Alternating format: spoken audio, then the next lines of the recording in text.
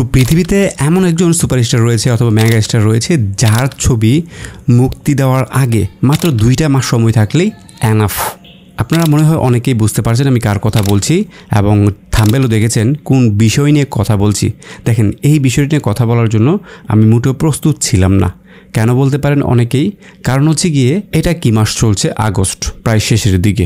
December মাস আসতে বাকি আরও 3 মাস। এই 3 মাসের মধ্যে একটা ছবি নির্মাণ হবে, প্রমোশন হবে এবং সিনেমা হলে 16 ডিসেম্বর মানে সম্ভাব্য তারিখ এটা রিলিজ করা হবে। মানে হোয়াট দ্য লজিক ম্যান? এই সমস্ত কাজের জন্য একটা সিনেমার মান কতটা খারাপ হতে পারে? হ্যাঁ, হয়তো অনেকে বলতে পারেন ভাই আগে সব ঘষা মাজা প্রি প্রোডাকশন সব কিছু করে ফেলেছে, যার জন্য আসলে এই সিনেমাটা জাস্ট শুটিং হবে এবং সাথে সাথে এডিট হবে। যেভাবে এর আগে তুফান হয়েছে, তাণ্ডব হয়েছে, প্রিয়তমা হয়েছে, শর্ট টাইম মেকিং এবং হিউজ সাকসেস। এই যে একটা ফর্মুলার দিকে শাকিব খান প্রত্যেকটা ঈদে হাজির হয়, এইটা হ্যাঁ খুব ভালো করছে। বাট এই প্রসেসটা কি আদৌ ঠিক? একটা সিনেমার ব্যবসায়িক বা প্রচার বা অনেক কিছু থাকে, সেখান থেকে এত শর্ট টাইম সময় নিয়ে কেন করতে হবে সিনেমা? যেই সিনেমাটা নিয়ে এত কথা বলছি সেটা হচ্ছে গিয়ে সোলজার, শাকিব খানের আপকামিং ঈদ ব্যতীত সিনেমা। হ্যাঁ, এবং দেখেন অনেকেই চাপা মারে, অনেক বাংলাদেশে অনেক সুপারস্টার এখন হয়ে গেছে যারা ঈদ ছাড়া ছবি রিলিজ দেবে, মুখে বলে।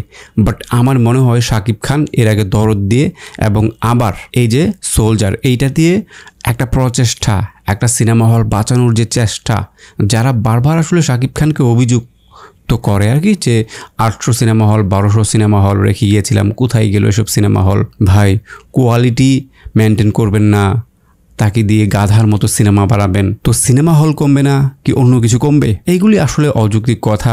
যাই হোক, যেটা নিয়ে কথা বলছি সেটা হচ্ছে এত শর্ট টাইম নিয়ে আসলে এই সিনেমাটা রিলিজ হবে, এইটা আমার ভাবতে খুব বেশি একটা ভালো লাগছে না।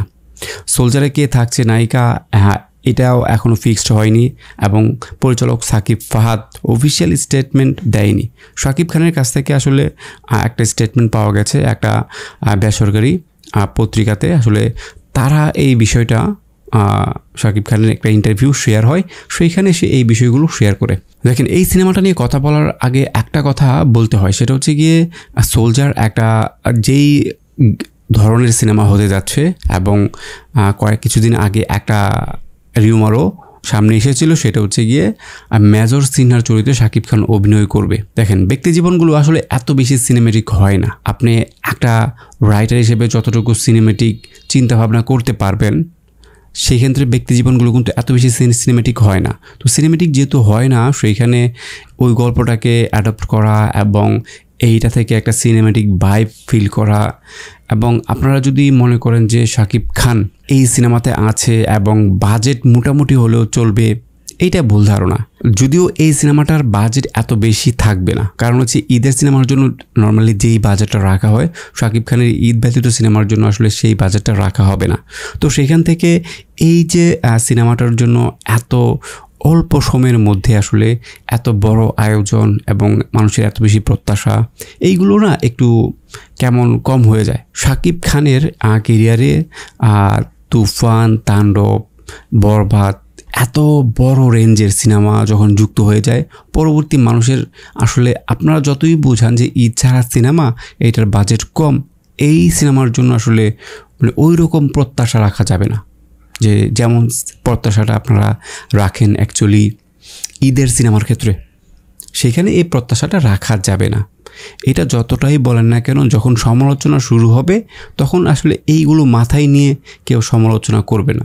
সমালোচনাটা করবে শুধু কোয়ালিটি নিয়ে, যে কোয়ালিটিটা কেমন হলো, ম্যাচিং করতে পারলো কিনা আগের কাজগুলোকে। তো সেখান থেকে এটাই বলবো, সোলজার সিনেমাটা আসছে, শোনা যাচ্ছে ডিসেম্বরে মুক্তি পাবে এবং এত শর্ট টাইম আই থিঙ্ক তারা খুব ভালোভাবে গুছিয়ে কাজ এগিয়ে নিচ্ছে। তো ধন্যবাদ সবাইকে ভিডিওটি দেখার জন্য। কার কাছে কেমন লেগেছে অবশ্যই কমেন্টস করে জানাবেন।